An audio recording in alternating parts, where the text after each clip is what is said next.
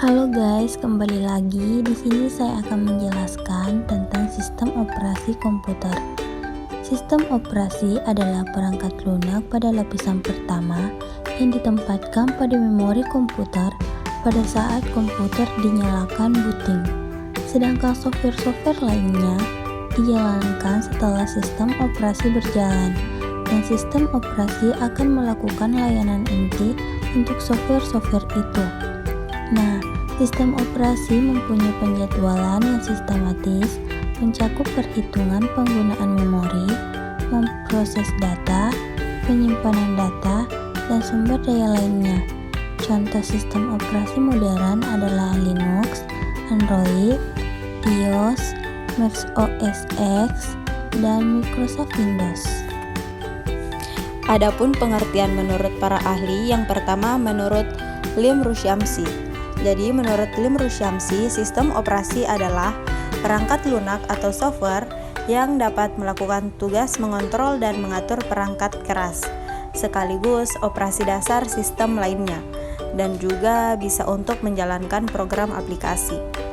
Selanjutnya yang kedua menurut McLeod atau Persson, yaitu sistem operasi adalah program-program komputer yang mengatur sumber daya perangkat keras dan perangkat lunak komputer kita.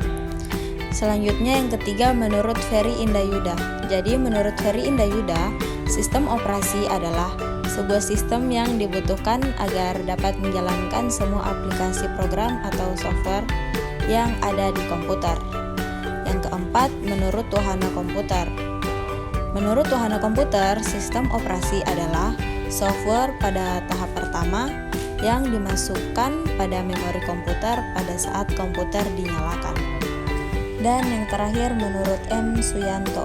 Menurut M. Suyanto, sistem operasi adalah suatu sistem yang terdiri atas beberapa komponen perangkat lunak atau software yang memiliki fungsi untuk mengontrol seluruh aktivitas yang sudah dilakukan komputer. Selanjutnya ada fungsi sistem operasi. Sistem operasi mempunyai peran penting di dalam suatu sistem komputer. Berikut beberapa fungsi sistem operasi. Yang pertama ada manajemen sumber daya komputer. Sistem operasi dapat mengatur waktu sebuah aplikasi yang dijalankan, membagi penggunaan CPU saat aplikasi berjalan bersamaan, memberi akses pada disk, dan lain sebagainya. Yang kedua, berperan sebagai aplikasi dasar sebuah perangkat. Sistem operasi merupakan dasar dari pembentukan program yang ada pada sebuah perangkat, atau bisa disebut sebagai bagian vital yang mengatur semua hal yang dibutuhkan untuk menjalankan fungsi sebuah perangkat. Yang ketiga, mengatur sistem kerja perangkat. Sistem operasi mengatur serta mengontrol semua fungsi perangkat keras yang digunakan, mulai dari CPU, hard disk, memori, dan lain sebagainya. Yang keempat, menghubungkan hardware.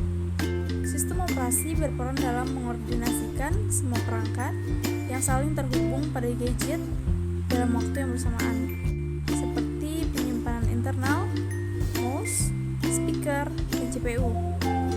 Dalam hal ini, sistem operasi berperan sebagai jembatan yang menghubungkan perangkat keras dengan perangkat lunak.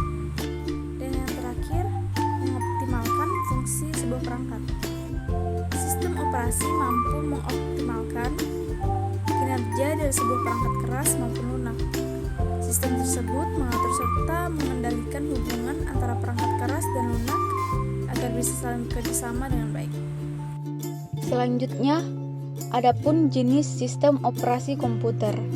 Ada beberapa jenis sistem operasi komputer yang cukup terkenal.